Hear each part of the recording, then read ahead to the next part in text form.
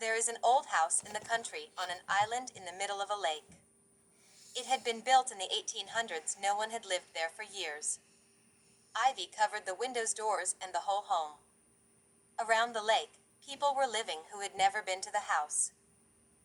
Strange stories were told about what had happened at this house.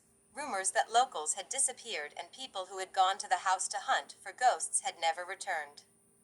The fear of the house grew amongst the people, and no one ever went to the house again. People were not aware that vampires had been living there for years. Two high school girls, Rachel and Sarah, were interested in the stories about the house, so they made a plan to go look for the house. They rented a boat to get to the island. On the boat, both told jokes about who was living in the house: Jeff Killer, Bunny Man, and Thin Man, they joked. When they reached the island, they noticed the trees of the island had a very eerie look.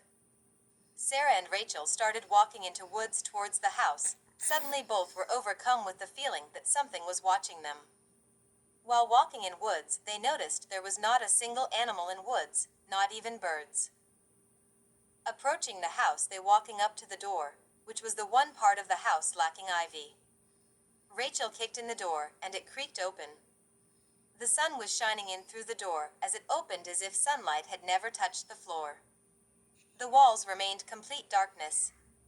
It reminded them of the game Silent Hill, the way the darkness stopped the light. Subsequently, they walked into the darkness in the house.